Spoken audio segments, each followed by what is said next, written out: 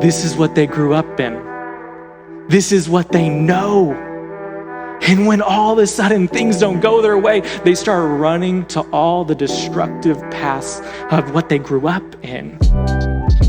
But hey, today we are continuing on in our series in this idea of crossing rivers.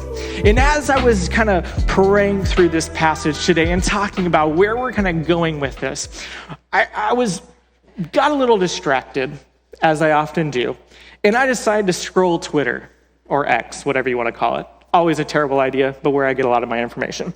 And this idea came onto me, and I'm like, you know what was really fashionable and kind of cool in this big push in our society today is we so desperately want to be on the right side of things. I want to be on the right side of history. I want to be on the right side of this issue. I want to be on the right side of that issue. And the problem is that sometimes it's not always so crystal clear and easy to know which side is the right side. If you've read history, if you've even just looked back in your own life about things that were controversial and things that at one point we were so firm was right, you just get detached by them for a few years or decades, and you realize, oh wow, humankind was stupid as a whole more than we thought. And you look at things so clearly, and it's not always easy to see, okay, this is the path I should take because culture kind of moves and wanes so easy as things go. But as I scrolled Twitter and as I read my Bible, what came abundantly clear is that God isn't so ambiguous. And that sometimes it's hard to see what is the right side of culture, what is the right side of quote unquote history. But seeing God, he makes very clear when we are on the wrong side of his will. And today, as we continue this series that we started last week in Crossing Rivers, we kind of talked about this idea that as God's people in the Old Testament stood on the brink of a river, they were on the wrong side, but God was making clear that when they crossed this, they were crossing into his promises, into his vision, into his protection of their future. But today we're going to look at is how do we know if we're on the wrong side? How do we know if maybe we're worshiping things in our lives, we're celebrating stuff, but we're not quite where God wants us to be? You see, because Israel, they were wandering around in a wilderness, but a lot of them probably thought they were doing the right things. Probably a lot of them in their head thought they were doing what was right in their life, but they spent 40 years running in circles because of the dumb decisions they made because they weren't willing to surrender their lives fully to God.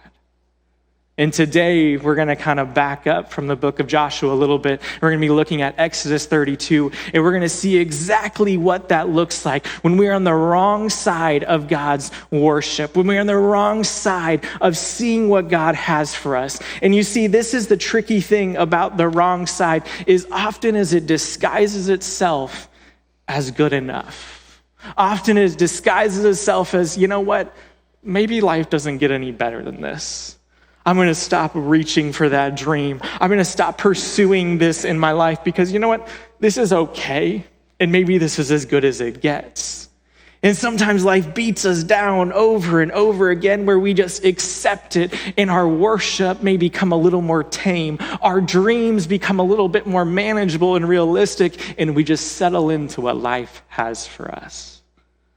But here's a key indicator that we're going to see from our passage today as we jump into this to know that we are on the wrong side. And it is this, that we can know we are on the wrong side of the river when we give our worship to something else. You see, there are a lot of things that are vying for our time and our energy and our resources and our passion and in our worship. And last week, we defined that the right side of the river is marked by God's plan for our lives. But you see, often when we're on the wrong side, it's because we're following our own plan. In Joshua was this man who had this conviction from God that we need to go across, we need to follow into the will of God's life. And he's in the process of leading most likely a few million people through a wilderness. He would lead 600,000 men into battle after this, okay? Crazy in the book of Joshua. But he's leading this nation of people to the God-given plan for their life. But as he's doing this, we see what led up to that was people making mistake after mistake after mistake. And you see, for Israel, what we're going to read today is how part of this started with them making the mistake of worshiping what God didn't ask them to worship. In Exodus chapter 32, in verse 1, he says this, and this is going way back before the story of Joshua chapter 1, but it says this: when the people saw that Moses delayed in coming down from the mountain, they gathered around Aaron and then said to him, listen to this statement. They said, come make gods for us who will go before us, because this Moses, the man who brought us from the land of Egypt, we don't know what has happened to him. Maybe you are stuck in the good enough, the lesser stuff of life, because life has scared you. Life has beaten you down, that you think you're on the right path, and then all of a sudden you're in this form of this valley in life, and you're like, I don't know what I'm doing. I don't know what direction I should go. I feel like I followed God, and then now I have some ambiguity in my life, so I'm just going to find a close thing to give me a sense of security, and I'm going to follow that. And the people of Israel were in a very similar stage. They had seen miraculous things happen. They had seen things that should have blew their mind. But as soon as they came into a rough patch, as soon as they came into this hard place, they fell on their face. And they started worshiping this idol that was made in front of them. And I think the question we need to ask for ourselves today as we kind of dive into this is, what does worshiping idols do to our lives? If you're honest with yourself, there are probably idols you have. Idols in the form of what you give your time and you give your resources and you give your passion and your energy to.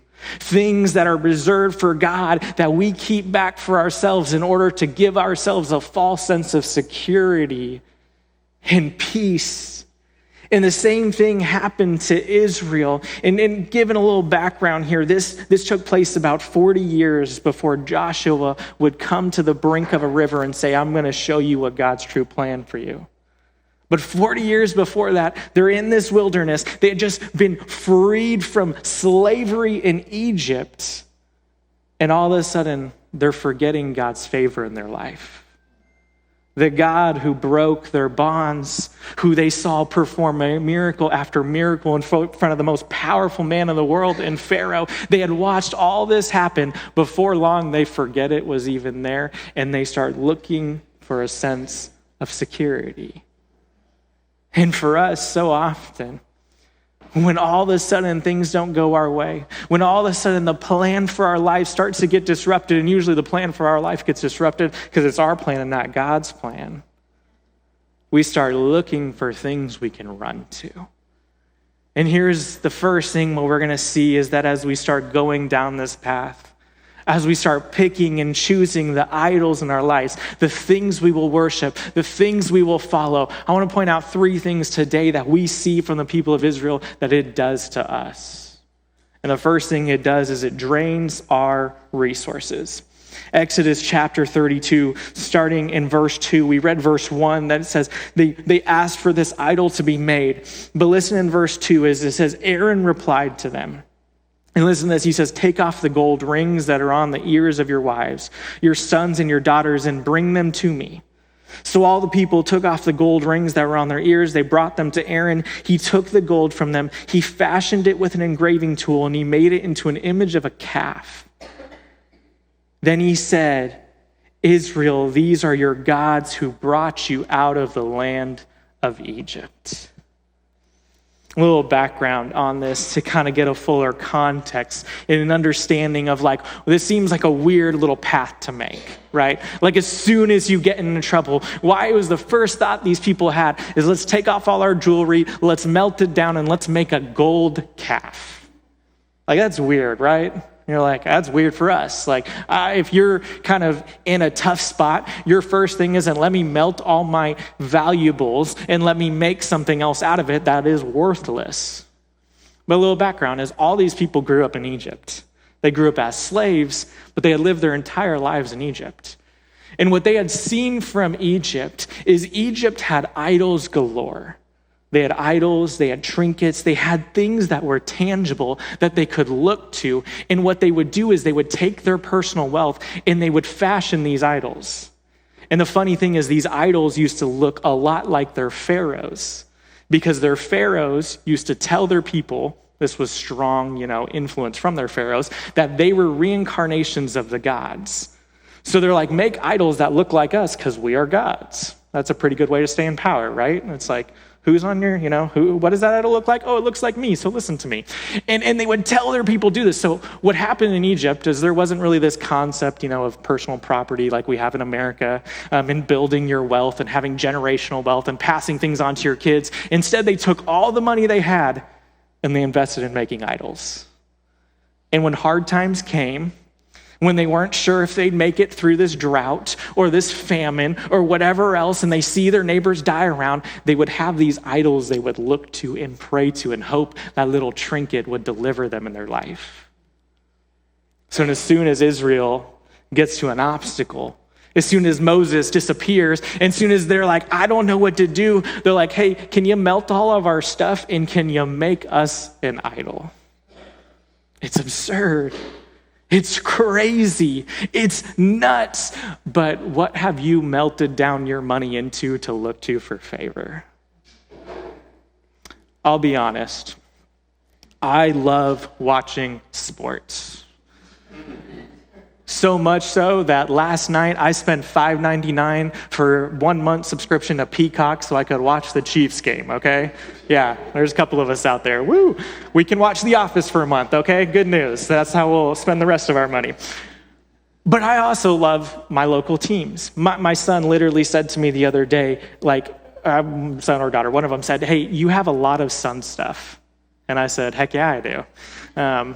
And if this championship window with Kevin Durant, Booker, and Bradley Beal doesn't work out, I'm going to burn it all, okay? Because I'm going to be so angry.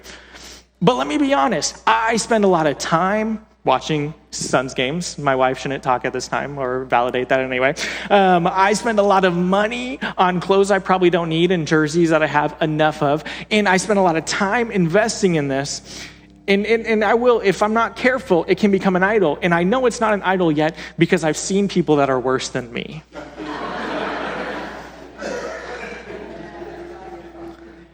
I follow and am part of a very unhealthy culture online of Suns fans.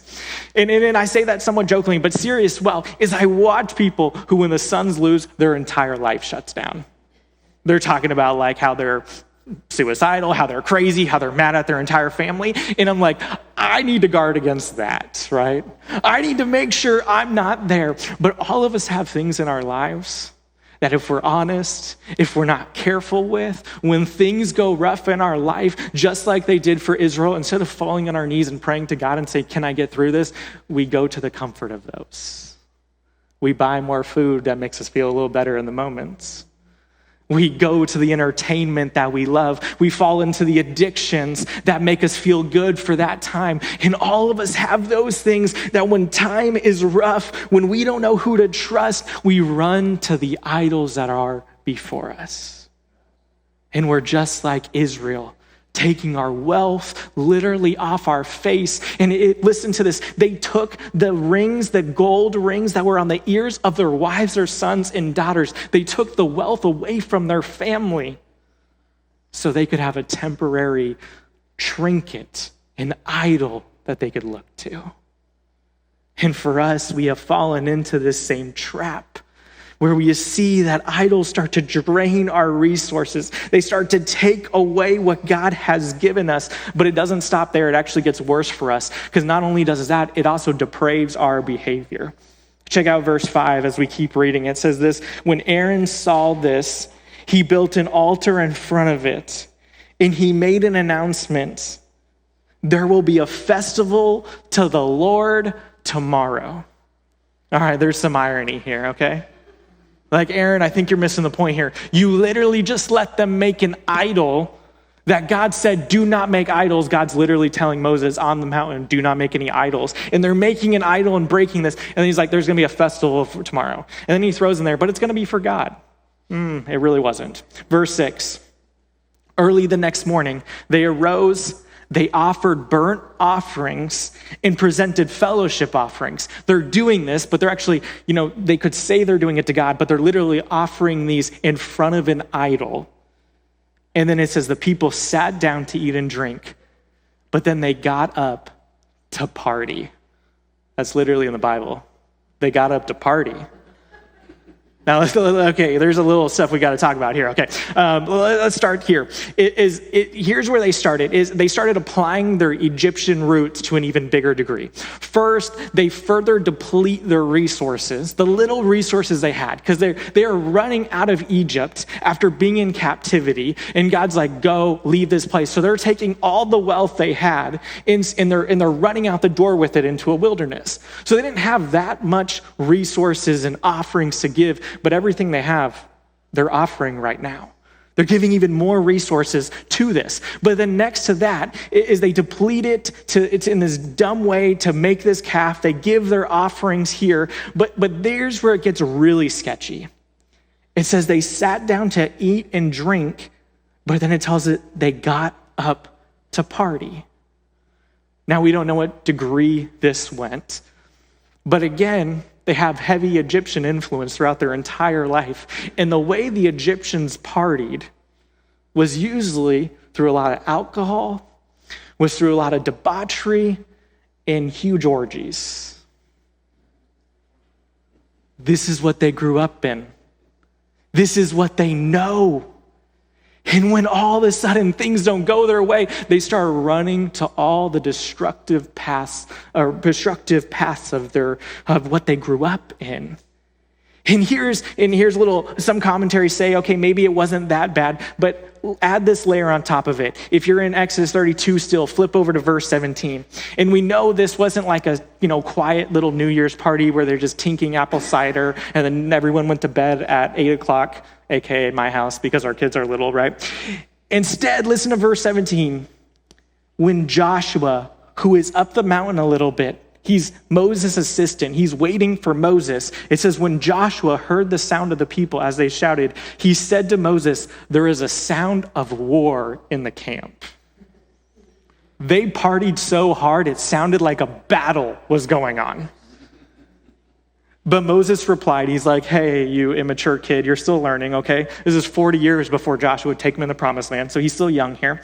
It says, it's not the sound of a victory cry and not the sound of a cry of defeat. I hear the sound of singing. Moses says, I hear the sound of party going on. I hear the sound of them doing things, of celebrating in a way, not from a war, not from a victory, not from a defeat, but I hear something happening. And what is very clear here, that we might not know the details of exactly what they do, it doesn't tell us here in Scripture, but I think it is safe to say that this party had gotten out of hand.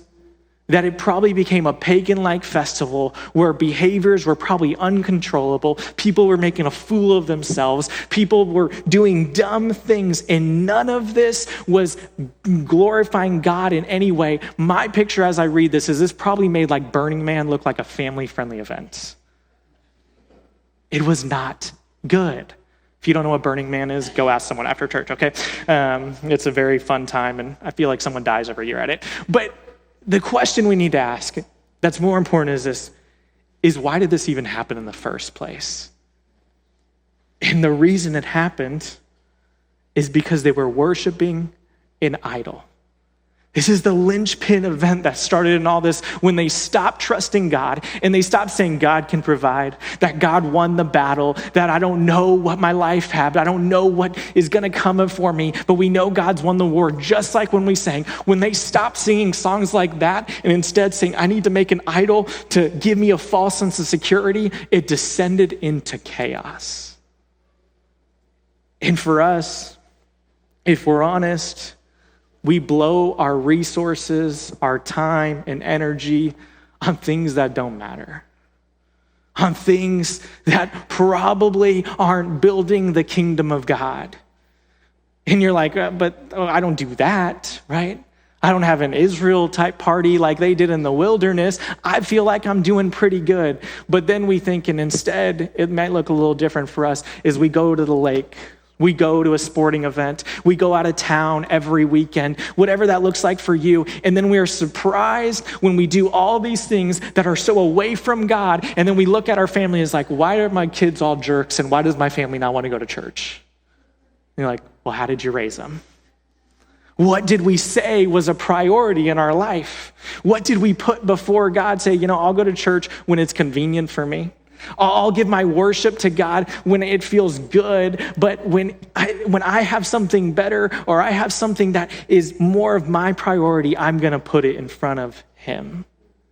And let me tell you, I see this all the time in families, especially in our Western American church today, that we so often put ourselves in front of God.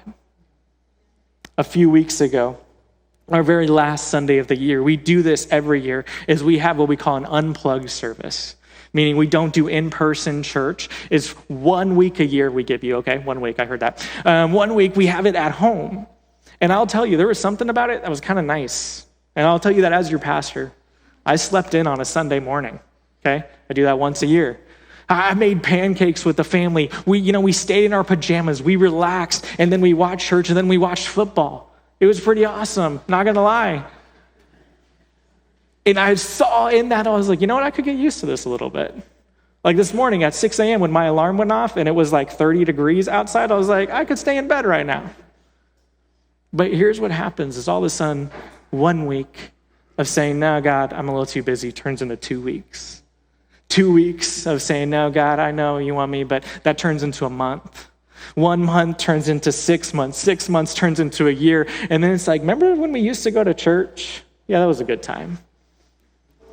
And we fall farther and farther and farther away from him. And then often what happens by God's grace is usually something terrible happens in our lives that we don't have the answer to. And all of a sudden we come back to God being like, can you fix all my issues that I made? But you see, we're so much like Israel that when we start prioritizing idols in our lives, we start giving our time and resources to them, and then it's not long before our behavior follows that same path. Our lifestyle changes. What we want changes. What we value changes. And let me tell you, is I am a sinner who makes a lot of mistakes.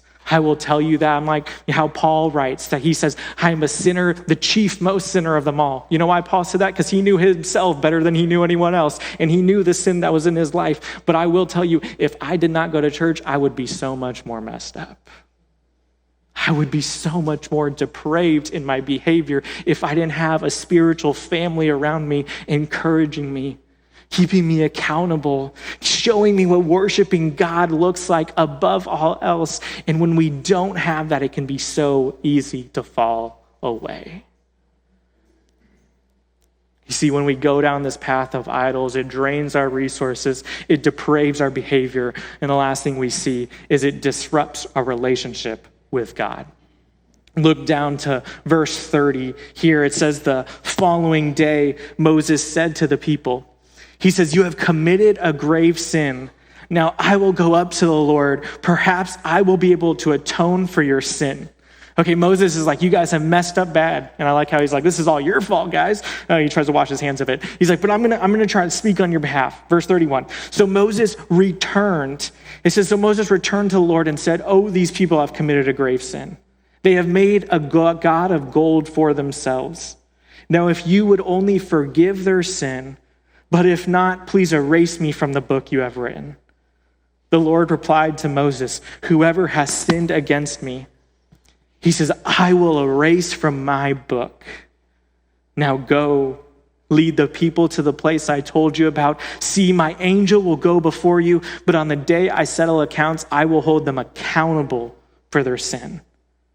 And the Lord inflicted a plague on the people for what they did with the calf that Aaron had made. Man, you read this, there's a little bit of fear in here.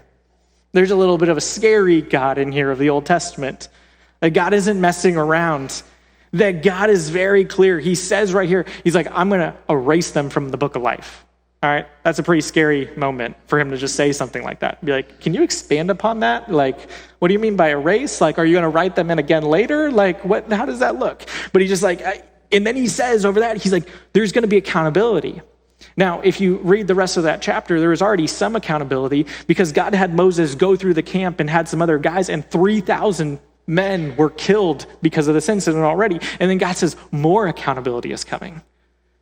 And here's what all this means. It's scary, it's heavy, it's crazy, but here's what we need to see is that our actions have consequences. And our worship has consequences. So often we live in this bubble of our world. And this is where you kind of move from being a child to an adult. And this can happen at any age because there's a lot of grown-up children in our world today. But when you kind of make that leap from being a child to an adult is when you realize you can't do things in a bubble and in a vacuum. That when you make things and you mess up and you do stuff in your life, that you have to pay the consequences of those actions. Our world seems to think that we can just kind of wipe those away, that we can just delete that post, that we can just pretend that happens. But when we do things, especially major things in our life, in our sin, in our worship, that there are consequences we have to pay for that. You go and cheat on your spouse, there will be consequences. You lie at your job and they find out, there will be consequences. Sadly, we lie at our job and people don't find out, and then we hope those consequences never come, but spiritually there are consequences in that. You fall back into an addiction, there are consequences. You worship something besides God and consequences will come. You see, this is the hard part here. Of when we look, when we're on the wrong side of the river, when we see that there are issues and stuff in our lives, when we make these mistakes, that there is consequences to be paid in our life. There is pain and heartache when we constantly run from God and we rebel against what he has for our life. When we worship other things, it takes our resources, it ruins our behavior, it splits our relationship with God. But despite that, we serve a God of second chances. You read this story, and I don't know if you're anything like me, but if I was God in this time, I'd say these people are idiots, I'm done, right? I'm zapping all these people from heaven. I've put enough. Think of all that God had to do. He raised up Moses. He sent him to Egypt. He played all this back and forth with Pharaoh to get his people out of Egypt. And then they kept messing it up. So finally, he opened a river or opened a whole sea and said, cross the sea. And then he did all this for his people. And not very long into it, they're already hey, we need a new God. This calf got us out of Egypt. That's say, what? But all this happens, all these things, Israel did everything for God to write them off, but God kept pursuing them. Check out Exodus chapter 33, the next chapter over, verse 1. And I just love the heart we see of God here. And he said, the Lord spoke to Moses, go up from here, you and the people you brought up from the land of Egypt into the land I promised Abraham, Isaac, and Jacob, saying, I will give it to your offspring. Here's what God did, is he kept on with the plan he had all along. God didn't say, I'm writing you out of my will. I'm done with you guys. This is it. I'm going to let you die all right here in this moment. They will die later, and we'll see they keep on making these mistakes over and over again. But here, they made all these issues and all these mistakes, and God says, you know what? I still love you. I'm still pursuing you. I still want you to realize the promise I have for your life. And when we mess up, when we make mistakes, when we do dumb things just like this, and we have idol worship in our life, and we have shameful behaviors, and we have consequences for that, God still wants to move in our lives, to move us into his plan of what he has for us. And for Israel, he still wanted them to cross the river. He still wanted them to see the promised land he had prepared. And look here, skip down to verse 19, and we get even more in a glimpse of just the heart that God displays and how he kind of speaks to this in verse 19. He said this, is God's talking to Moses and talking to the people. And he says this here, he says, I will cause all my goodness to pass in front of you, and I will proclaim the name the Lord before you. It's not, he's saying, I'm still going to show you who I am.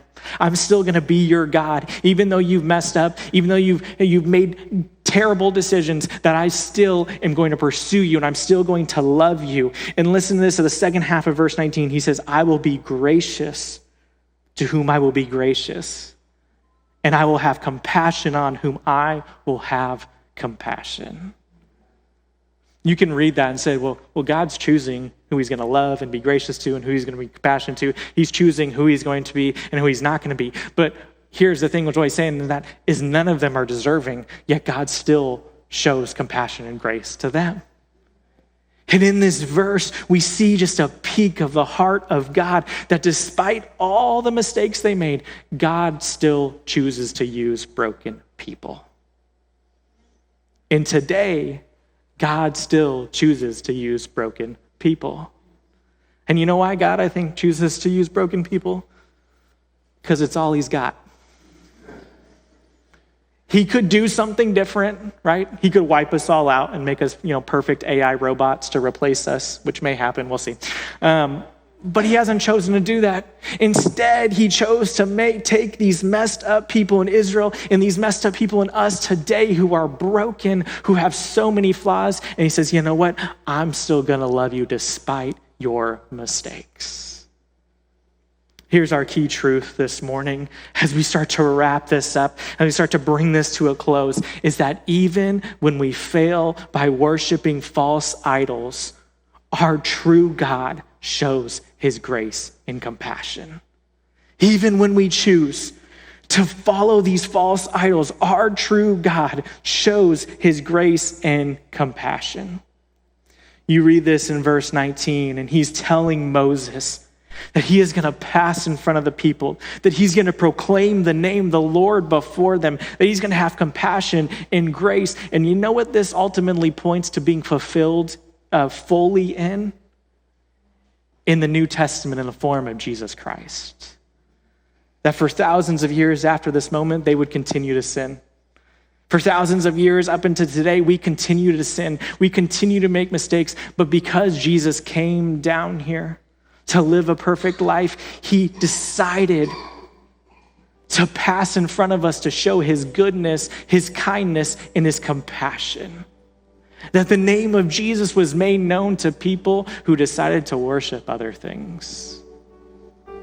That despite our mistakes, despite our failures, that we have a God whose goodness we can know.